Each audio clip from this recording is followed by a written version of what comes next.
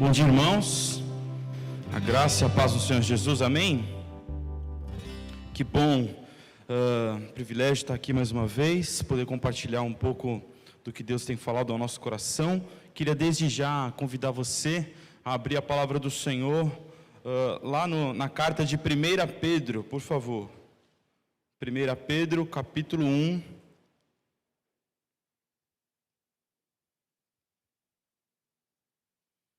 1 Pedro, capítulo 1, uma carta breve. Uma carta que vai abordar aí várias doutrinas, tem muita coisa para dizer a respeito da vida cristã, dos deveres. Por isso que quando a gente lê, fica até difícil de enxergar ali qual que é o tema central, né? Porque ela é composta por uma série de exortações, desde o primeiro até o último capítulo. Uma carta muito importante a nós. E eu queria falar com você hoje sobre esperança. Sobre esperança. Esperança que do dicionário, se você for dar uma olhadinha aí na internet do seu celular, vai estar dizendo que é um sentimento de quem vê como possível a realização daquilo que deseja. Confiança em coisa boa. Fé. Expectativa. Espera. Aguardo. Sobre isso que Deus vai falar conosco nesta manhã.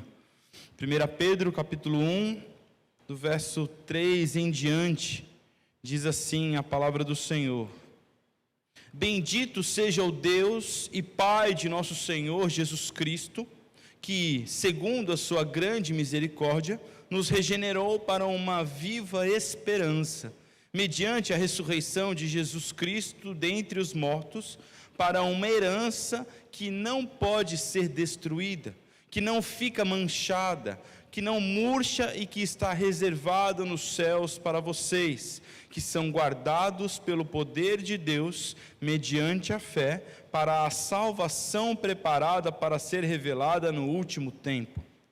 Nisso, vocês exultam, embora no presente por breve tempo, se necessário, sejam contristados por várias provações, para que, uma vez confirmado o valor da fé que vocês têm, muito mais preciosa do que o ouro perecível, mesmo apurado pelo fogo, resulte em louvor, glória e honra na revelação de Jesus Cristo.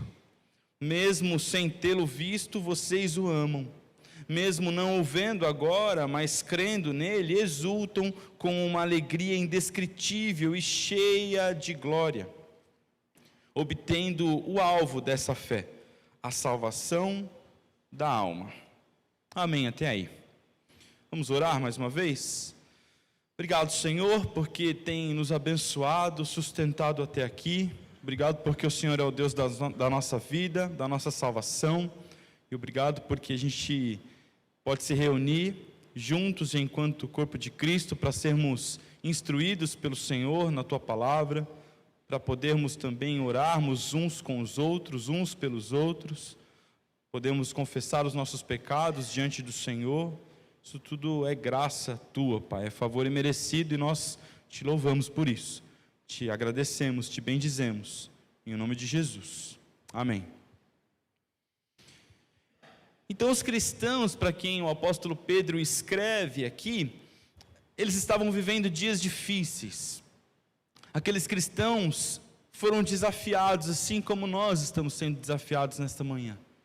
Mesmo passando por tribulações, mesmo passando por situações que são desconfortáveis a nós, ou situações até tão difíceis, em que a gente sente dificuldade de enxergar a presença de Deus, aqueles cristãos e nós hoje estamos sendo desafiados pelo Senhor através da sua palavra, em meio a tantas lutas e provações, continuar rendendo graças a Deus.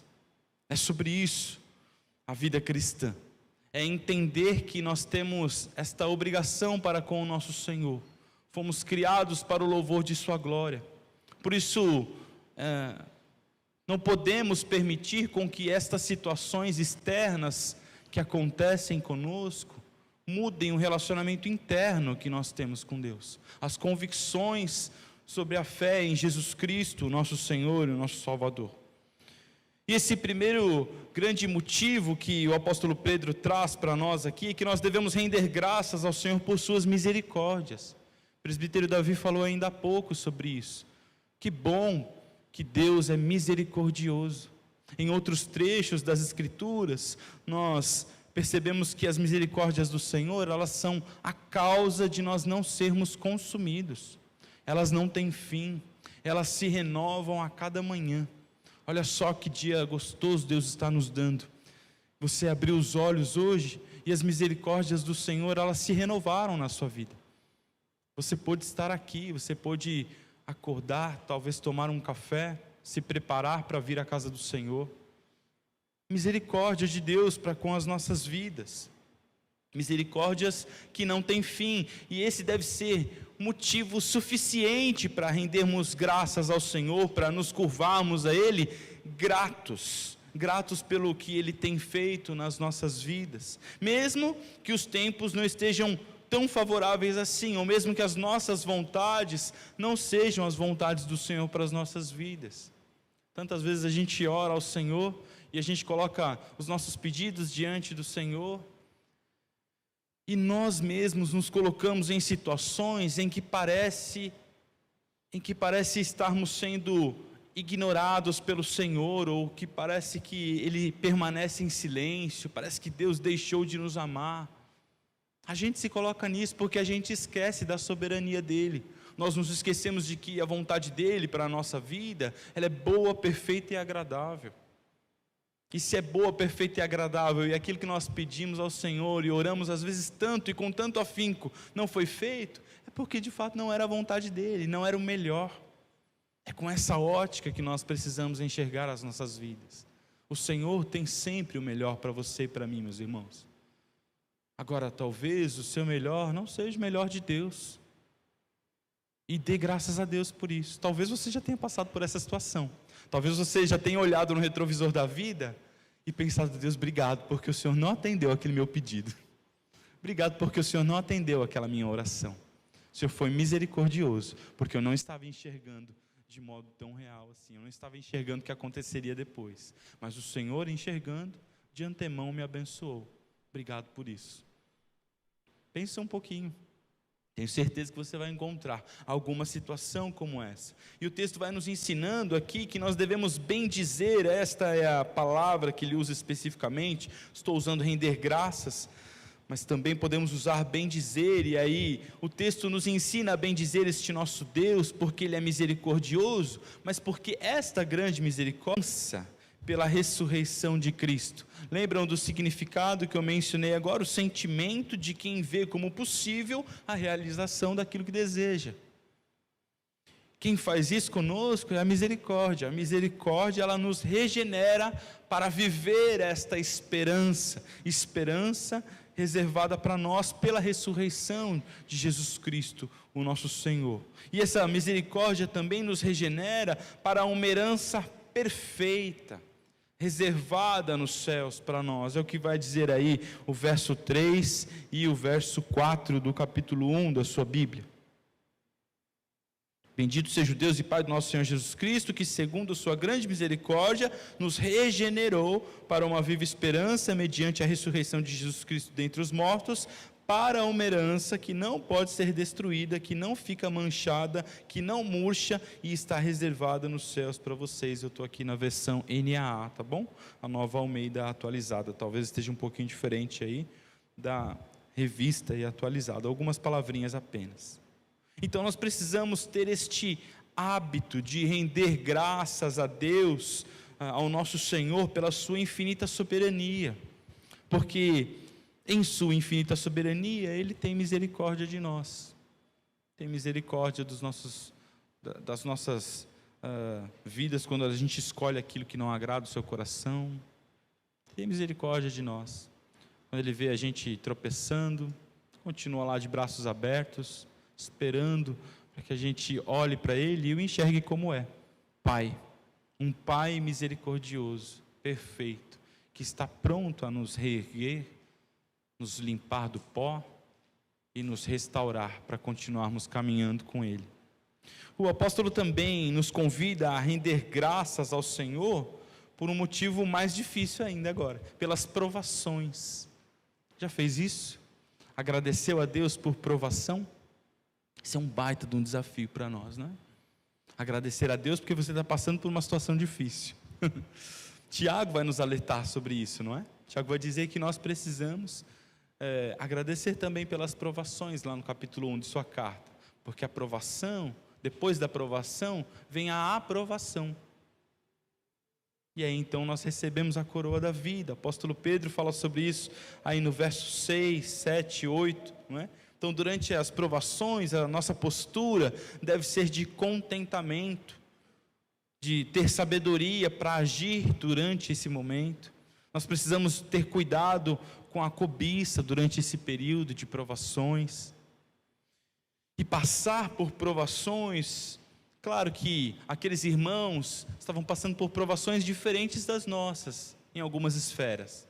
Mas provação é provação, não é? Minha provação é diferente da sua, mas não dá para medir. Como que a gente mede isso? A sua é mais difícil que a minha é mais difícil que a sua? Talvez quando a gente olha de fato para as misericórdias do Senhor, a gente ergue os olhos para o Senhor, então a gente fala, poxa vida, graças a Deus, né? Porque poderia estar passando por aquilo e estou reclamando porque estou com uma luta menor aqui. Este sentimento precisa estar muito presente na nossa vida, por mais difícil que seja. A gente agradecer a Deus por um momento de dificuldade, né? E o texto nos mostra alguns motivos também para que a gente seja grato ou renda graças ao Senhor, mesmo durante a provação. Ele vai dizer que a provação vem para provar o valor da nossa fé. A provação vem para provar o valor da nossa fé, que, diz aí o texto, muito mais preciosa do que o ouro perecível, apurado pelo fogo. Então você sabe que o ouro, ele vai, no processo de purificação dele, ele vai sendo passado pelo fogo ali, não é? E aí ele vai purificando esse metal nobre. Da mesma maneira, a nossa fé vai sendo provada, vai sendo purificada, e esta fé vai sendo provada para que o valor dela fique muito evidente nas nossas vidas. Diz também que para a prova da nossa fé, para que essa prova da nossa fé redunde em louvor, glória e honra a Jesus Cristo. Então, por que você é provado? Você é provado para que Deus continue sendo honrado e glorificado de alguma maneira. Para que seu coração seja trabalhado, para que você volte a sua adoração e louvor a quem de fato é devido, ao Senhor das nossas vidas, porque é fácil a gente se esquecer de louvar ao Senhor. Na correria do dia a dia, você sabe que isso acontece. A gente sabe, não é? A gente simplesmente vai entrando aí no modo automático, vai fazendo as coisas, e aí as coisas boas vão acontecendo e a gente só vai vivendo, sorrindo por isso e esquecendo que é dádiva divina. Precisamos sempre render graças a Deus, porque aí no momento da aflição e da provação, aí sim a gente vai lembrar bem do Senhor, não é? É quando a gente se derrama diante dele e diz, Senhor, por que isso? Tenho te buscado tanto e tudo mais. Pois é, nós precisamos de fato fazer isso, nós precisamos buscar e louvar ao Senhor, não importando as circunstâncias. Lembram da música? Te louvarei, não importam as circunstâncias, adorarei somente a ti, Jesus. Cantar é gostoso, não é? Mas é importante que a gente cante fazendo a ligação com a fé em que nós cremos. Se estou cantando que nós vamos louvar ao Senhor, independente das circunstâncias, então nós não podemos nos deixar esmorecer quando a dificuldade bater à nossa porta. Nós precisamos ser fiéis a este Senhor, que nos abençoa apesar das provações, que nos conduz apesar dos momentos difíceis da vida, que nos guarda apesar das tempestades que batem as janelas e portas das nossas casas. Nós precisamos nos manter firmes no Senhor. E o apóstolo também vai dizer que nós precisamos render graças a Deus pela certeza da salvação. Render graças a Deus por Jesus Cristo. E a Bíblia vai apresentar para nós o relato lindo, maravilhoso, desse Deus que criou todas as coisas e que tem esse seu caráter íntegro e imutável. E que mesmo amando a criação que fez, jamais compactuaria com o mal que nos era destinado. Por isso, nos ama tanto que Ele mesmo nos dá a própria solução. Ele envia o próprio Filho, para que Ele viva neste mundo, enquanto homem, passe por provações, dificuldades, entenda aquilo que a gente sente enquanto ser humano, e mesmo sem pecado algum, e mesmo vencendo todas essas coisas que você e eu passamos todos os dias, Ele vai para a cruz, porque Ele te ama, e Ele queria te dar a oportunidade de você ter vida, e vida em abundância, aqui e na vida vindoura. Já parou para pensar que Jesus morreu na cruz para que você pudesse estar aqui nessa manhã, ouvindo sobre Ele, adorando a Ele, servindo a este Senhor? Essa é a linda história. Essas são as boas novas do Evangelho de Jesus Cristo, nosso Senhor. Boas novas essas que precisam estar na ponta da nossa língua, para que a gente possa expandir o reino dEle, a todo momento, lá no trabalho, na faculdade, no colégio, aonde Deus nos colocar, para que em toda e qualquer oportunidade, como diz o apóstolo Paulo, nós possamos pregar, possamos falar das boas novas de Jesus Cristo, nosso Senhor, e isso é motivo de nós rendermos graças.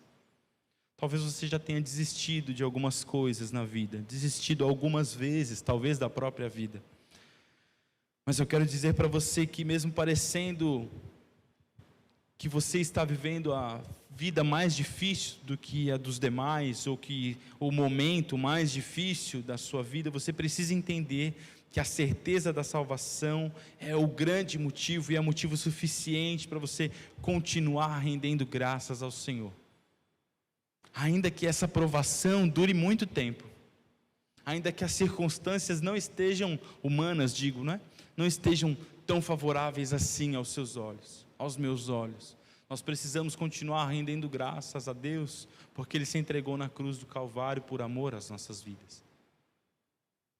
Ele morreu para que nós tivéssemos vida, Ele morreu por nós, para que nós possamos viver para Ele. Louvado seja o nome do Senhor Jesus, que sendo Deus, ressuscitou de dentre os mortos. Estamos próximos a celebrar a Páscoa, não é? O coral já está ensaiando o musical. Essa é a nossa Páscoa, que precisa ser de fato celebrada, como a gente faz anualmente, mas precisa estar aqui, o tempo todo. Todos os dias nós precisamos nos lembrar deste Deus que nasceu, que morreu e que ressuscitou por nós. Porque essa deve ser a força motriz que rege as nossas vidas, não as circunstâncias pelas quais a gente passa, mesmo sendo muito fácil a gente fazer essa troca, passar a viver muito mais pelas circunstâncias. Dias difíceis têm nos alcançado e tentado nos entristecer. Contudo, apesar das lutas e provações que a gente tem experimentado na carreira da nossa fé, nós somos plenamente capazes de render graças a Deus. O cristão verdadeiro, ele deve ter isso como objetivo de vida, meus irmãos. Continuar rendendo graças ao Senhor, por sua infinita misericórdia, pela aprovação e principalmente pela certeza da salvação. Acalma o seu coração. Jesus Cristo está voltando. E logo todo esse sofrimento, ele passará. Mas a gente, mantendo essa certeza da nossa salvação, nós viveremos com Ele para sempre. Nós não perdemos isso, não é? Porque a gente não perde aquilo que a gente ganha, não é? A gente não conquistou para que a gente mesmo pudesse perder. Você vai viver para sempre com o Senhor, se você entendeu quem é Jesus Cristo. A palavra dele nos garante isso.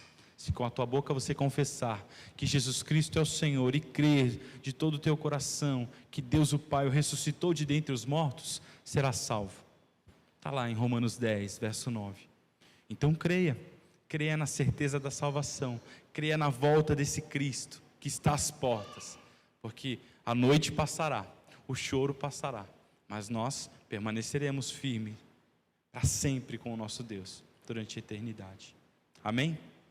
Que Deus abençoe a sua vida, sua família, te encha de coragem, para que você continue rendendo graças a Deus, independente da circunstância.